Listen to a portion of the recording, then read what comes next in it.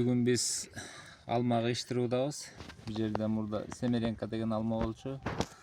Анан ошону малиновый превосходко кыйыштырган атабыз.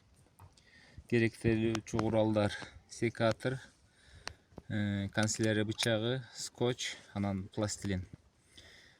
Мына превосходтун 1 жылдык бутагын кесип алдык.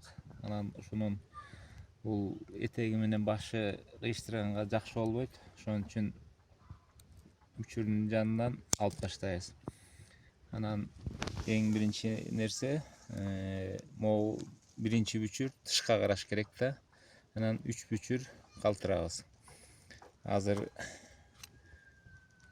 канцелярский бычакты алып кыйгачынан кесебиз. Анан бул арт жагынан да уштап коебуз, где-то жарым сантиметрдей.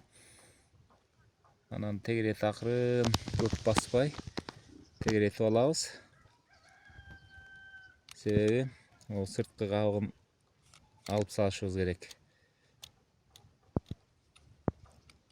Жашылды калтырабыз да. Жашыл бул камбий. Бүчүр алып кеткенине ушу камбий жардам берет да. Моментип акырын жеңил кыймылдатып бычакты даярдап алабыз. Анан бул жерде 3 бүчүргө кесебиз.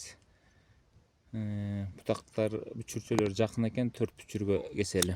Мындай. Кыйыштырып турган жерде мындайынан алдык деп кичине ачып коебуз. Бул кабыктын астына кыйыштыруу методу. Анан саябыз.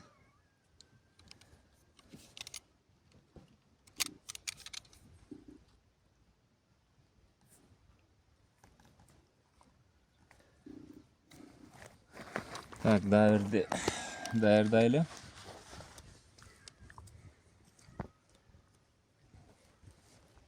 Так.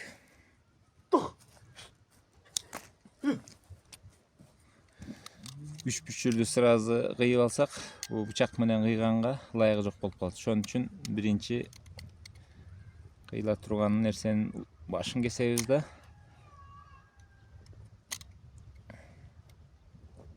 Анан буларды даярдап алгандан кийин тиги жерди алып салабыз.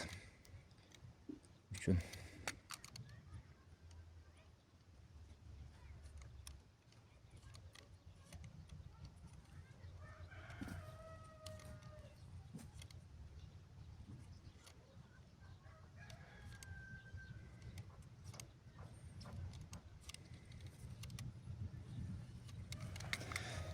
Так.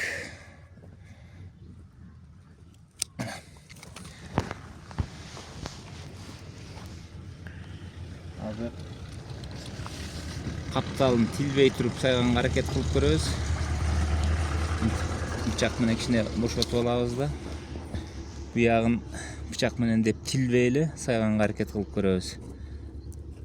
Азыр сок жүрүп аткан маал мына ошентип сайдык. Мына көрүнүшү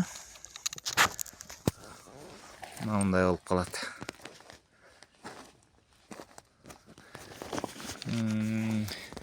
Азыр бул жерге дайырды кыйыштырабыз. Дайырды даярдай элем. Бермек сен даярдайбы? Сайыр.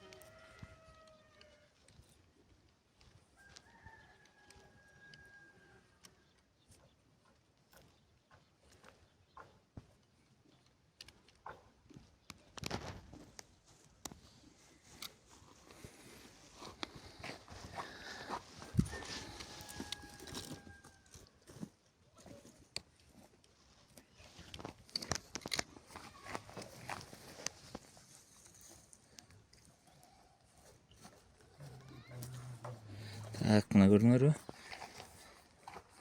Муну пластилин менен жапканыбыз жакшы да. Берчи пластилинди. Себеби садовой бар, эрип, ичинин баарына агып, ысыганда күйгүзүп кетиши мүмкүн да. А пластилин ичине акпай ошо боюнча катып калат. Былтыр ушул тартипте могул жактарын кыйыштырганбыз. Бул шамалдан сынып калган экен. Бияктагы монтип өскөн менен шамалда деп сынып калган. Эми кайра жаз менен кайра кыйыштырып атабыз. Мына ушинтип ар кимиңер үйдөн кыйыштырып алсаңар болот. Мына аягында монтип скотч менен оролуп коюлат. Үстүнө дагы пластилиндерди сүкөп коебуз. Скотч эмнеге ороебуз? Бир нерсе мал-сал жөөлөп кете турган болсо, бул кармап турат. Бул кыйыштыруунун аты кабыктын астына кыйыштыруу деп аталат. Мына ошол эң оңой жолдорунун бири.